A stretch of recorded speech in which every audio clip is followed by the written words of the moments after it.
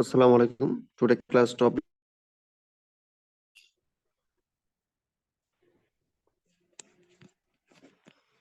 আজকে আমরা শিখবো কিভাবে প্রপারলি অন পেজ এসইও করতে হয়। হ্যাঁ, অন পেজ এসইও ফ্যাক্টর গুলো নিয়ে আমরা অলরেডি কথা বলছি।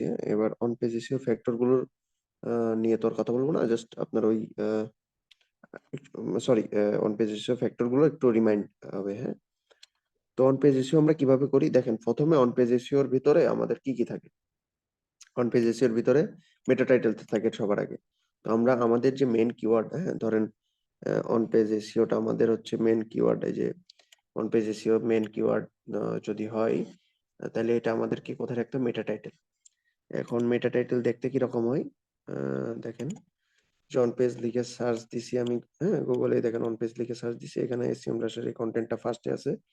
এই দেখেন, এটা হচ্ছে মেটা টাইটেল। এখানে দেখেন অন পেজ এসইও আছে। হ্যাঁ, এটা হচ্ছে 60 ক্যারেক্টারের ভিতরে হইতে হবে।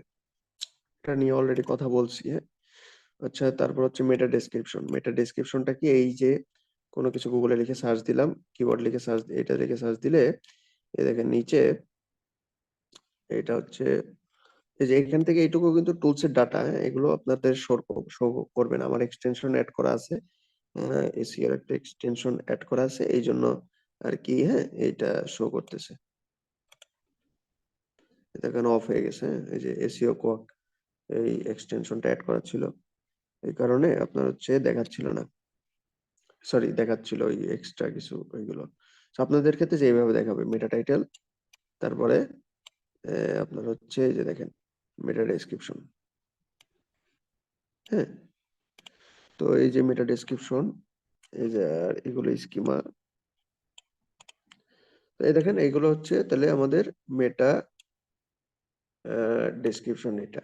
হ্যাঁ, তো মেটা ডেসক্রিপশনে দেখেন, এই মেটা ডেসক্রিপশন মূলত কত ক্যারেক্টার হবে? 160 ক্যারেক্টারে। তো এখানে অন পেজ এসইও কথাটা দেখেন আছে, কিওয়ার্ডটা আছে।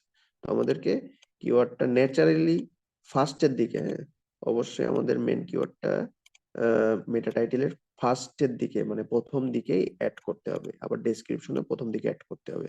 হ্যাঁ, এখানে আমরা পরেরটা দেখি। পরের ওয়েবসাইট এই সেকেন্ডে র্যাঙ্ক করতেছে ব্যাকলিংকও। এই দেখেন অন পেজ এসইও মেটা টাইটেলও আছে আবার। আর এখানে মনে হয় নাই, এখানে অফ পেজ এসইও আছে। এই দেখেন অফ পেজ এসইও আছে, বাট অন পেজ এসইওটা নাই। তো ন্যাচারালি আমাদেরকে করতে হবে। হ্যাঁ, ন্যাচারালি আমাদেরকে এই দেখেন থার্ড আছে সার্চ ইঞ্জিন জার্নাল। এদের আবার the complete guide to on page SEO, মানে লাস্টের দিকে আছে মেন কিওয়ার্ডটা। হ্যাঁ, আবার মেটা টাইটেলের ফার্স্টের দিকে। সো আপনারা ট্রাই করবেন ফার্স্টের দিকে যাতে অ্যাড করতে। হ্যাঁ, আচ্ছা, তারপরে হচ্ছে হেডিংস। হেডিংস কি? এই যে আপনার হচ্ছে আহ, আমাদের কন্টেন্ট, একটা কন্টেন্ট অন করছি। এই কন্টেন্টটা দেখেন, the definite guide on page SEO. এই যে প্রথমে যেটুকু দেখতেছেন, বা আপনার হচ্ছে আরেকটা কিওয়ার্ড নিয়ে আমরা Canon versus Nikon which is best, সেই কন্টেন্ট। এই যে এটা, এই কন্টেন্টটা আমরা ওপেন করছি, এটা দেখেন। হ্যাঁ, এখানে ফার্স্টে এটা দেখতেছেন, এটা H1 হেডিংস। হ্যাঁ, একটা কন্টেন্টের ভিতরে 6 ধরনের হেডিং ইউজ করা যায়। একটা একটা হচ্ছে মূলত হেডিং 2 ধরনের, একটা হেডিং একটা সাবহেডিং। টোটাল 6টা হেডিং অ্যাড করা যায় একটা কন্টেন্টে, H1 থেকে H6, H1 H2 H3 H4। এগুলো মাল্টিপল টাইম ইউজ করতে পারবেন। দেখেন এই টাইটেলটা নিকন ভার্সেস ক্যানন, এটাই এই যে বোল্ড করে লেখা আছে, এটাই H1 ট্যাগ বা টাইটেল। টাইটেল আর H1 সেম টু সেম। তারপরে আমরা নিচে দেখলে দেখতে পারবো H2 অ্যাড করা আছে, H2 বা H3 কিন্তু নিচে আছে। এই দেখেন the Nikon versus Canon debated H2।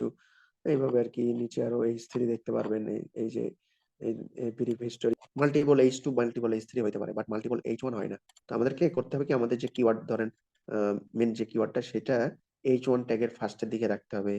H2 tag H3 must must H1 ট্যাগে রাখতে হবে। তারপরে H2 ট্যাগে বা H2 ট্যাগে রাখলেও হবে, না রাখলেও হয়। বাট আপনি ট্রাই করবেন যাতে রাখার ট্রাই করবেন। মানে আপনার যদি মেন কিওয়ার্ডটা যদি না রাখতে পারেন, তাহলে সেকেন্ডারি কিওয়ার্ড বা রিলেটেড কোনো কিওয়ার্ড, মানে আপনার কন্টেন্টে মেন কিওয়ার্ড যেটা হবে সেটার কিন্তু আবার এলএসআই বা রিলেটেড কিছু সার্চ টার্ম বের করতে হবে। আপনাদেরকে রিসার্চ করতে হবে, কিওয়ার্ড রিসার্চ করতে হবে। হ্যাঁ, আপনার রিলেটেড কিছু কিওয়ার্ড বের করতে হবে মেন কিওয়ার্ডের ওইটাকে ওইটা নিয়ে আবার রিসার্চ করবেন একটা LSI tools, keyword free tools অনলাইনে অ্যাভেলেবেল আছে, ওইটা দিয়ে ট্রাই করবেন। এলএসআই কিওয়ার্ড কি এগুলো নিয়ে বড় কথা হবে। মনে করেন আপনার হচ্ছে মেন ক্যাটাগরির পাশাপাশি মেন কিওয়ার্ডের পাশাপাশি সাব কিওয়ার্ড, হ্যাঁ, রিলেটেড কিওয়ার্ড হয়, তো ওইটাও আমাদেরকে কন্টেন্টের ভিতরে ইউজ করতে হবে, তাহলে প্রপার অন পেজ এসিও হবে। হ্যাঁ, সো ওইটা কোথায় কোথায় আমরা মেন কিওয়ার্ডটা অবশ্যই H1 এ ইউজ করবো, বাট আবার H2 তে ইউজ করতে পারি, H3, H4, H5, H6 এ ইউজ করতে পারি। যদি দেখা ন্যাচারালি করতে হবে, হ্যাঁ, জোরপূর্বক করলে কিন্তু সেটা গুগল পেনাল্টি দিয়ে দিবে, স্প্যাম হিসেবে ধরবে, হ্যাঁ, র্যাঙ্কিং পাবেন না, সো লাভ হবে না।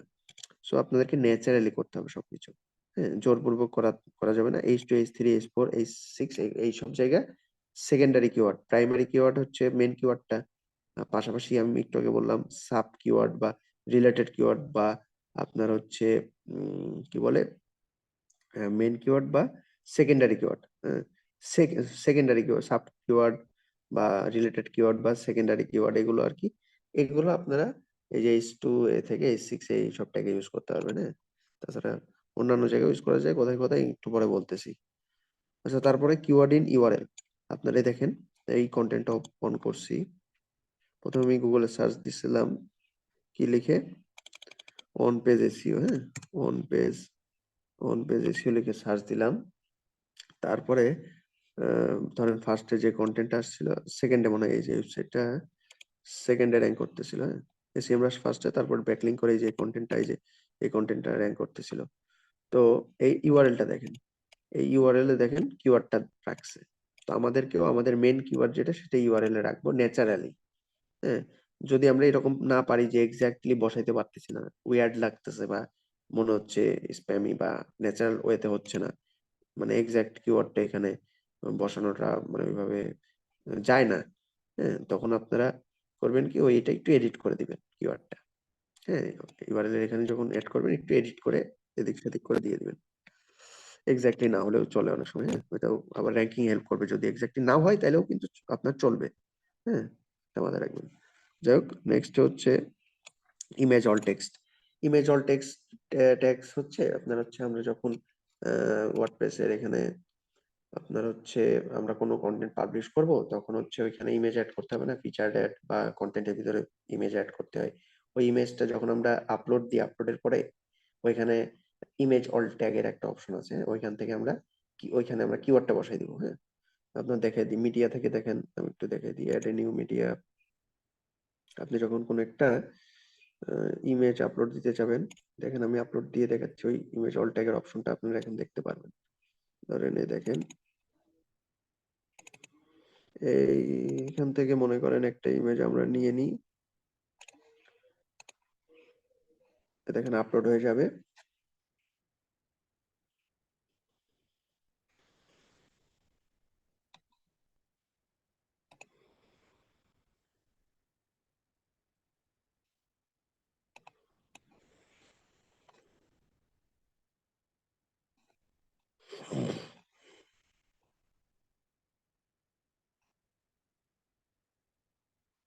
দেখেন,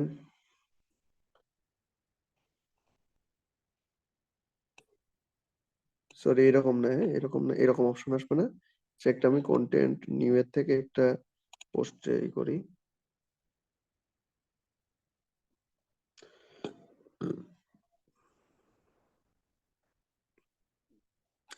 এগুলো একদম ইজি বিষয়, এগুলো না দেখালেও হতো, হ্যাঁ, এগুলো আপনারা এমনিতে পারবেন। যাই হোক, এটা আমরা ফিচার্ড ইমেজের এখানে অপশনটা কই, মানে এখানে মনে করেন একটা আমরা ইমেজ অ্যাড করব, সেখানে একটা ইমেজ আপলোড দিই, ইমেজ আপলোড, এটা নিয়ে আপলোড দিই। এই দেখেন সেটিং এ অল্টারনেটিভ টেক্সট, হ্যাঁ, বা অল টেক্সট, এই যে ডান সাইডে দেখাচ্ছে, দেখছেন, ইমেজের উপর ক্লিক করে ডান সাইডে যে এখানে আপনার অন পেজ এসইও কিওয়ার্ডটা দিয়ে দিবেন, মানে মেন কিওয়ার্ডটা আর কি এখানে দিয়ে দিবেন।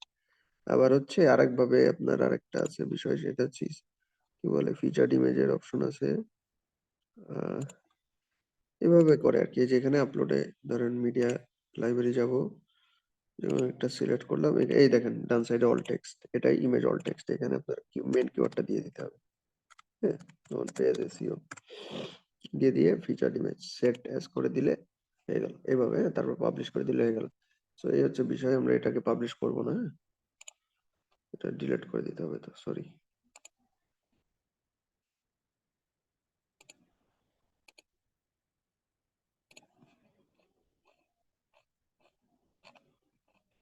আমি ডিলিট করে দেবো না একটু পরে।